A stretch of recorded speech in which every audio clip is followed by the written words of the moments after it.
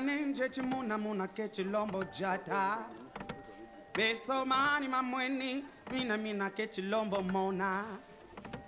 Boko mani mashimbi di bina kechilombo shimba. Beni twali mweni mina kechilombo mona.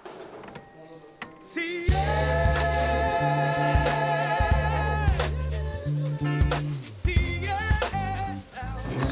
Je suis le docteur Emmanuel Malonzo.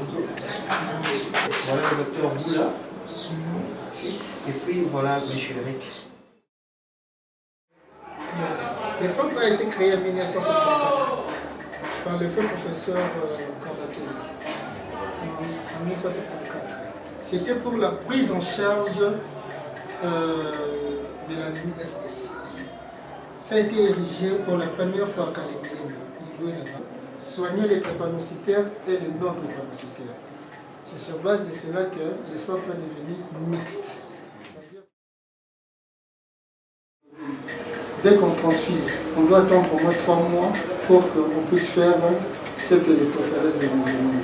Maintenant là, les avancées sont telles que même si on transfuse aujourd'hui, après 3 jours, on peut déjà faire les tests moléculaires de l'hémoglobine. Nos malades qui n'atteignaient pas 20 ans, 21 ans, 22 ans auparavant, maintenant là, on a des drépanocytaires adultes.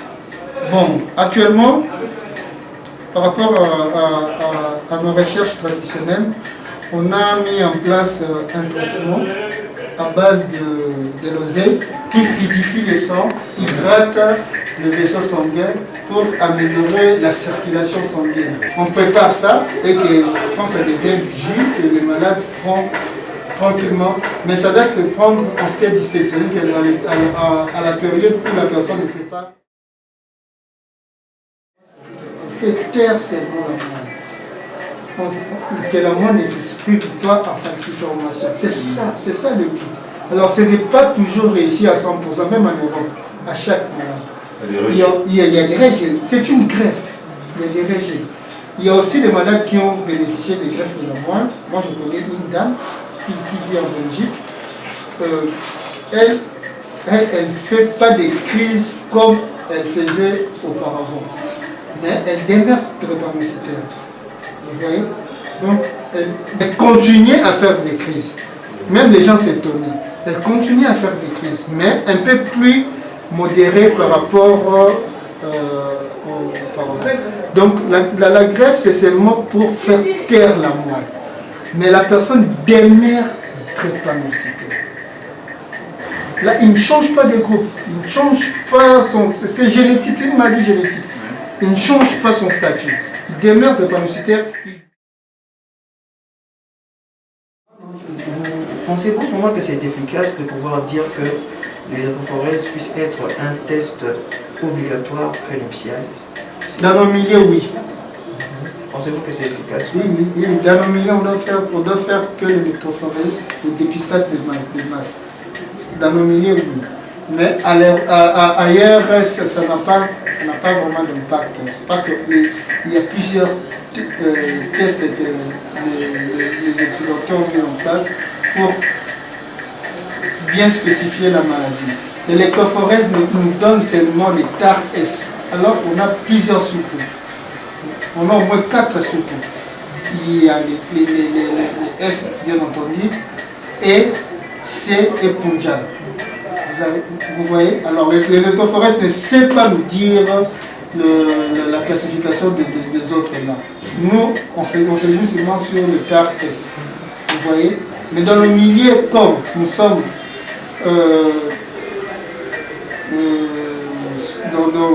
dans la région subsaharienne, c'est l'État S qui domine. Vous voyez, dans nos milieux, l'électrophorèse reste le test idéal. Aussi longtemps que les hétérozygotes sont dans notre population à 25%. J'en viens. Donc, c'est-à-dire que aussi longtemps ils sont potentiellement nombreux dans notre population, ce test de prénuptial reste un test obligatoire. Hein? Et pourquoi pas la naissance? Parce que tout le monde ne fait pas des enfants qu'après le mariage. Voilà. On peut faire des enfants à tout moment. Les dépistages de masse, c'est ce que je disais. Voilà. Tout le monde, ça ne doit pas seulement être Avant le mariage, mais les dépistages de masse, on doit aussi travailler sur ça. Mais maintenant, là, même à la naissance, même chez la femme enceinte, hein, la myosynthèse, l'hémoglobine, ça s'est fait maintenant. Là, c'est ici, dans nos milieux, c'est HJ qui a déjà commencé à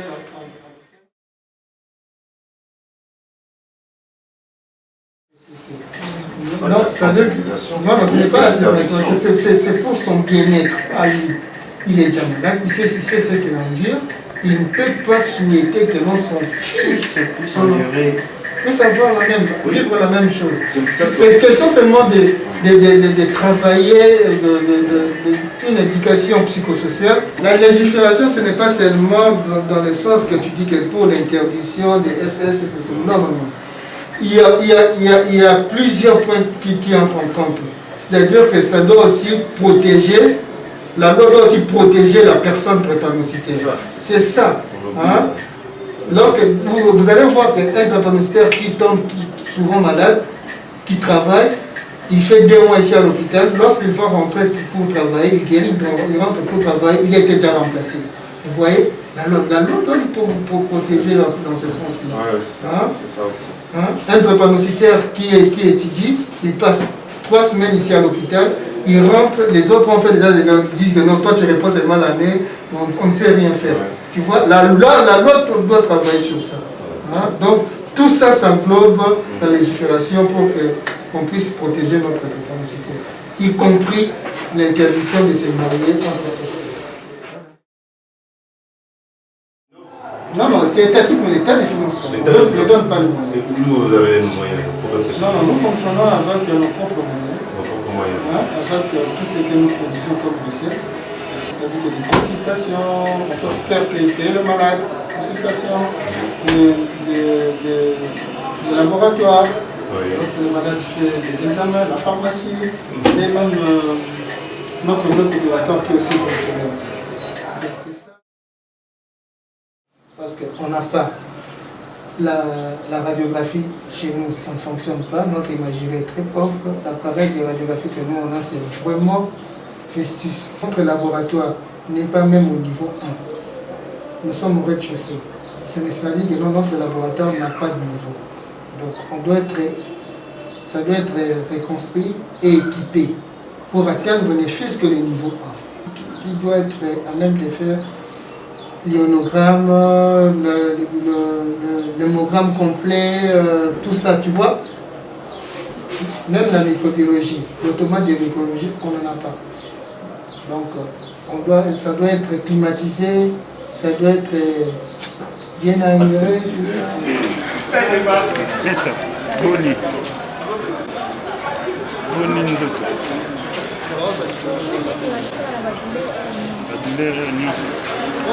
Parce qu'après vous avez ça. Oui.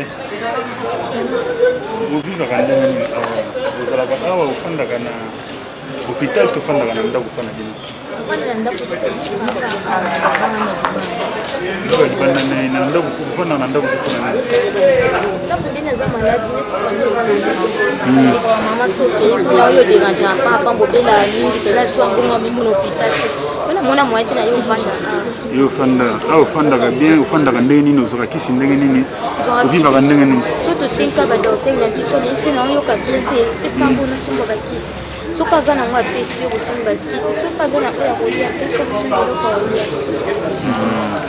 Bon, colia cotisation, tout va se marabiner, après ça va me coquille.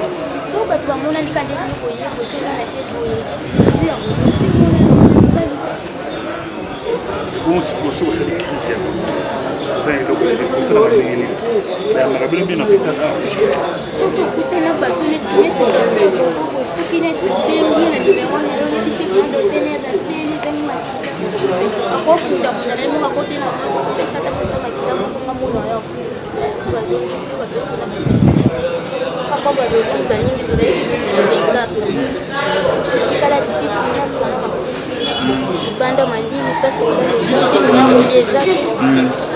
siko bafamille balobaka ni bayaka po assiste bino bayaka kotala bino batunaka bino to batika bino kaka boye bayaka na bango te bayaka na bango su te On a âge nini? naza na 28 ans. Pas trop sous le soleil. ça va malamu tosepeli merci tokozangaka te koleka kotalaka bino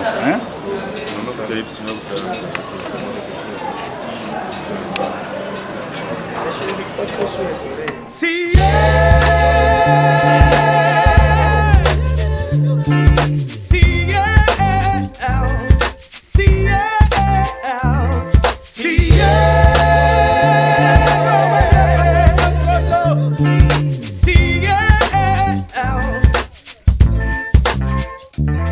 Zebelen zunga nenje chimuna muna kechi lombo jata Esomani mamweni muna kechi lombo mona Okomani mashimbidi muna kechi lombo shimba Eni twani himweni muna kechi lombo mona Mtotonjo anelewe Kana mabantu choma mingime Sambu bya bantu cho bya bingibye Akanda manza yicho mamingime Totonto wanelewe Akanda mabantu cho mamingime Sambu bya bantu cho bya bingibye Akanda manza yicho mamingime Kombo na ngai David Ambwa nabotami na Kinshasa na hôpital Mabanga naza na 26 ans. Natangaka te bon nakata classe akupa maladi cinquième donc nayokaka ibele crise ya tête fémorale eza ya choc ya likolo na niveau ya bassin nde yango bando atambola te nayokotaka radio nakoti bato nayokomela bakisi nde nazongi tambola cela na mosala akili on a évité de tomber malade parce que la conseil est allé on continue dans le bas mais la ligne va docteur il y a le bas il faut le bas c'est moi conseil voilà alors le conseil du sourd Ce que Monique nous avons oublié comme étant un malade.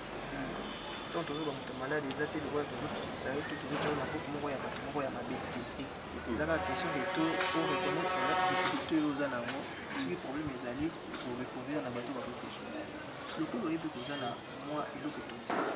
La première des choses, que l'on va sur le monde qui est moi santé des jours, maintenant nous va où c'est faire consulter. C'est faire consulter. Sauf que le et que moi tout tamboli pour tout ça d'effort physique il faut toujours moi vers ya mai ya kombela ndenge na mona comme na mona bien ndenge kombela ki mai wana eza pona e fluidifier makila na bio pour que makila etambola malamu pour que makila na bio et se déformer te ndenge to na na photo participer ba exercice physique ya makasi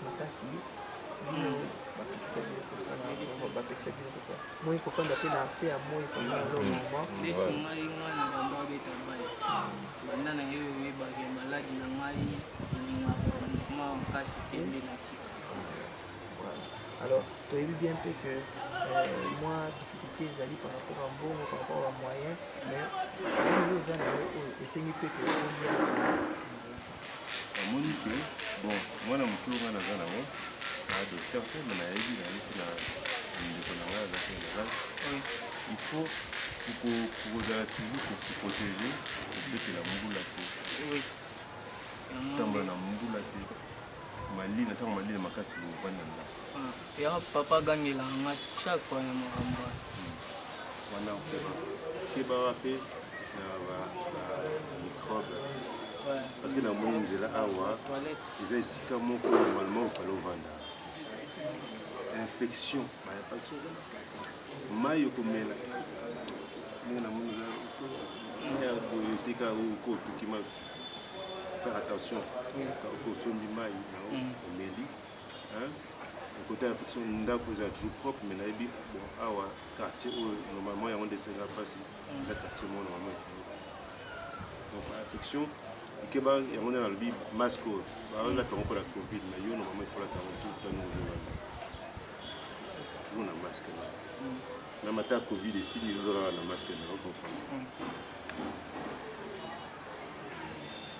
nakomona nga Moïse apandaka na yulo na mabanga wana esika hôpital wana ezali oyo aza camarade na ngai toabenga te so camarade takoma bandeko na nga po tofanda na ye azwana tofanda na ye awa na miso soki napanda na ye te po nafanda ngo aza na mwasi na ye moye nazala na ye na bango esika moko eza te na miso naa na hôpital mabanga nakanaka na hôpital mabanga nalalaka na mabanga wana libanda wana na libanda mabanga wana nalalaka wana libanda wana po ndeko na nga oyo mutana osunga nga mpasa olala ntango nyonso tozali badomaine ntango amona ye tana ngai mama ngeli yali mabe abite ye yaka tozala na esika moko moko avana na ye ana bilama na ngai ezalaki ntango ke na bango ana mwasi na ye mwana azali ezalaki su te na miso nalala na mabanga état de santé oyo eza mwa mpasi honnête singani na bo santé nanga maladi nanga nayebi bango après mpe nanga bakufa nayebaki yango de na partir ba 5 ans bakufa mama kufa nami baya nanga mpe bakufa donc naleki na vie moko boye te papa akufi mosaki soda po papa azalaki soda ayi soda kasera mobutu ayi kufaka na sera cadeau de père ndaye kokufa atikalaki na mama soki otema bamaladi oyo bafamille baningi te ola na butu botala boye elongi evimbi elonga ntongo elongi evimbi nzoto evimbi yango oyo nini yango ndoki ebimi mongo na kati te mwana osekaza ndoki boye botala sikoyo mama azali na baleki na ya mikolo kasi mama te yo fo luka mwana oyo asala nini aluka esika okende awa lisusu te mama mpa monike bamenasi eleki mama abeli moto mwa ye asunga ye aza te apaka nga moko naye mpe na age mwa moke kaka naye komona ba 10 ans na nabi te tika mama yo sikoyo nde okomi boye nga na miso na kovanda susu awa te mais après sikoyo abeli na kati ya ndako moto asungi aza te nabimi nakeluka bakisi na ya boye mama esenga so nakufi kima deja po baya omenasi kaka yo papa ya maladi na yo oyo oza nango po baondeko babandelaki waza ndoki po bamona ko ndeso lamuki na ntongo ovimbi osali boye bamona natikaki oya ndoki wapi kudunga mpe nayebi na mpe maladi ana mpe te nayebi yango te mais mama yayebaki yango bapo mpe bayebi yango nga oyebisa ngango te si mama ye kokufa na ndako mama akufi na ndako na miso na nganga avani mama akufi awa maladi kaka baleki baza wana me baloba na so na bandeko na ye te po adikolo na ngai mama ye kokufa mamaki kama akufi nga na kimi ye na kimi na rai wana makomo oluka nga butu baye kozwa nga bakamu kobeta ngai wana te yo moto bobi mama ya bino boye ti mama leka bi mwana abelaka bino to bimo bosale boye mama wanda kobela awa bino bosungaki ye te sikola mama bango akufi onyo bake mwana moto abomi ye jamais boti kosimba ngo so bosimbi ye na kokanisa bino naye kovanda ane vie ezalaki kaka naye kokoma donc amuki ekobeteleki po mwasi ya papa akota komama ya biso amuki ekobeteleki abi te po tozwa mwana oyo tokimisa ye awa aye kokimisa nanga ke kozala pa bamase te toyambaka bato boye te naye kozala vie kifaser boye lende kokota nde soki au centre pa bamase te babi te avant tokota tosala nini test na nzoto na yabakitanga test nde bayekmakeki na osali entrepano boye nikopesanga mpe bakisi kaka wana ndenge mpe nekoyeba yando derangeka na nzoto nanga te nai mwa moke daki nde maladi oyo nde nai kozanga papa nangamosikona na ba 10 ans. 10 ans. Sikoyo na 27 ans.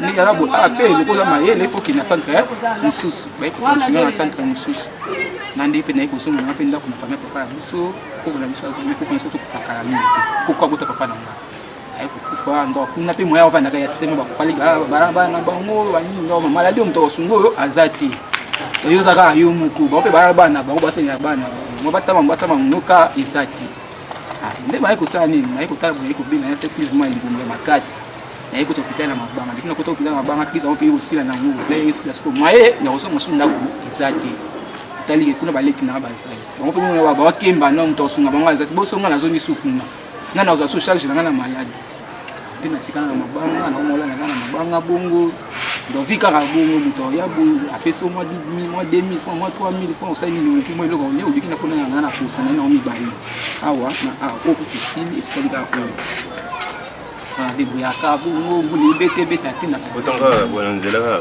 parce ba infection ça ba infection na tongo ebima biso tango ebimi tongo ko ebisi mu tongo kwanza boye ali ndikija sana ipanzani ba mwana loko ebimi mo pota na mabanga alalaka na mabanga mbule beta te nazalaka wana natanga na ngame classe na kata ngo a partir ya 4e na tema moto afuta minera la ite na kati classe nangaki kaka kota nani kokota nani aposanga kota nini côté école ya moto afuta minerval azalaki te kusuna tangi yote ko nakoza musana nga kaita nzama kusu nakoza pe musana kusa kuna ala grita ile hati kwa nime suna beli suna beti na abu na tamu na mtu matini suna beli kidati OK na to sana nsu kusa musala musala comme ça yo moko komiko pour se prendre en charge pour nakoza te mbaka bilanga kaka kabilanga pa ko linga ba siko na ndenge baswana yo ati baswana ni tangi tu na pota na potisi na pota adria la Tramadol, B12 pour la makila. Pour on peut faire ça. La acide folique, Spalfol, donc qui c'est ça. Donc ils ont bien les cas où ils se trouvent là. Plus d'urgence, ils ont potent là, ils ont infection. Place aux ovanda, aux ovanda libanda, na potent où ils sont nés. Tu bandage, tu as bandage là, comme ça. Besoin nanga les problèmes nanga za ndenge camarade ya tsoloba bakana biso donc ils ont déjà ba dispo biso nde toza boye tozwaka kisi chaque jour na kao nga naza nango na kao yaza nango yaza na kuta ngai douleur dérangeaka nga mikolo nyonso donc nakoma mpo nalala nakanga miso fo nazwaka kisi sango pe ba jour mosusu ndeti lobi nazwaki kisi te to ça coûte de l'argent non kende na la nuit donc je pas Tramadol na nini Ofeni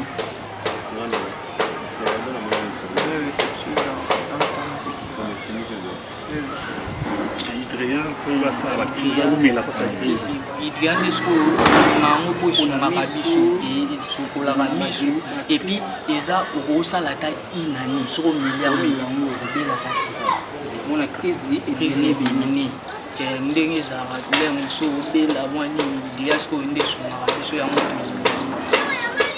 yo papa ya David nga te pose question ndenge oza na bana résumé biso mwa moke ndenge bazovivre wana besoin na bango na mpasi na badifficulté oza mpona kokolisa mwana ya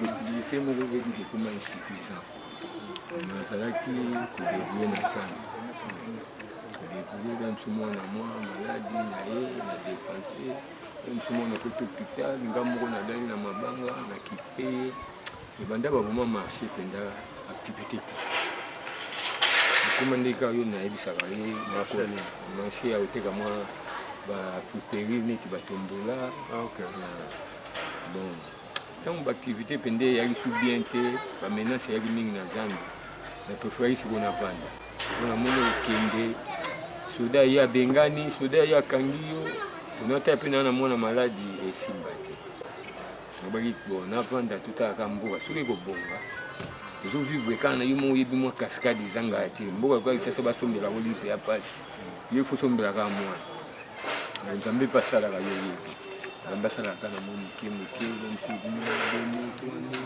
yazimwa ndambo mwa famille mpe ezosunga mais nabande kosenga mingi na nzambe maladi mpenza fo ekita possibilité ya kisukela bamisala mpe ekufi yango déjà donc baconseil ka ndenge ezalaka mwana otala mai bien te banini apa kutu bino bokita nde bokiti awa apikaki crise defu bana lali mwana kangami bengi ngai ayesala mwa bapriere banini na batongani azwaka wana gangelaka ekutu mais nzambe azosunga kaka yo oyebi omotalaka nzambe miracle ya mosusu ya kosala nzambe oka mpe misala ya basu te akomaka le mosu mwa priere mpona alamuki fona tala nano leta ya sante na ye olamuki bien me kolamuka ne mingi ezeza mwa retard alamuka tena mingi ba 14 mpo babaka kotika ye nano alala alali ti ere moko le mokili moko alamuki bon namoni mpenza eloko mosu ya kosala eza te na mboko akoma kosambelaka la bondi asungaka ye kaka wavivre na pena na miracle mosu asala komaka le mosu bandeko basungi ye mosu biso mozu moke nasungi ka nde tovivre donc ezolia biso mingi kaka bakisi nde eza na dépense mbongo eza te komplikake fort fo koluka komoni kodepa banini po kolanda mpona aza na grand po mosu aza paster atekana ye mosu ya mwasi kodelela bango soki azwi mwa batonga te azwi calme nga mpe mobali komeka mais na lite mpenza po akoma donc bapossibilité esila te nde bokutanga na vandia nakomaka mwa kokomba mwa basalonga mike banini mpe na kontrolaka ye chaque fois nayesi mpona ya possibilité mpe bakobatela se toyebi te eza makambo eza mwana ngalaka soke oyebi mpena ntango ndenge olobi nde makambo bamalili makambo bakosokolaka bamai oyebi kaka oloba bango lokola bazolinga mpenza salite te bango balingi mai aire nyonso mpe mai na bango bamelani kaka ya bamalili bango eza bamai oyo ya bapompe oyo bamela oyo na mwa pasi mai na bango mingi kaka malili lokola yani mosusu asomba mwa congélateur amona okalme mais leo napekisaki ye na baki baji ntango tokonsome baji mingi ya basikre omoni basikre na basante na bino eyokanaka bien te yasaki ifo okalme omoni malgré bapossibilité eza te melaka mingi tia rouge na tongo ata ngolala mwa tia rouge epesaka bino mwa bantikor makasi mais part ça bon toujours vivre neka na grâce tonasalaka nanga chome omo omona bandosala mwa business obi kaka na zando na banda babuka mpe gentina buka zando topandaka okoma mpe mosusu mwa camarade mosu akoya ofungula mwa 5 000 ya nini mpona bombandanda oyi pasi kopapesa nde bookutana mosaleka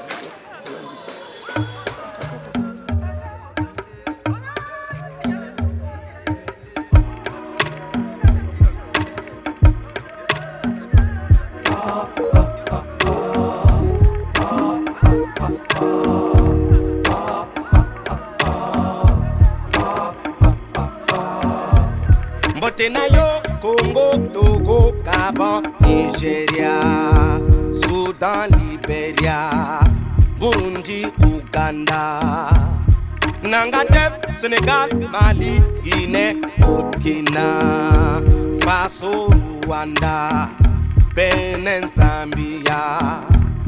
Asante sana Kenya, Tanzania, Zambia, Botswana, Zimbabwe, Somalia, Mozambique, Namibia. Tope sana maboko Afrika, elongo na bamoka nyonso Afrika, toli ngana ya solo Afrika, po bamoka na biso ekende liboso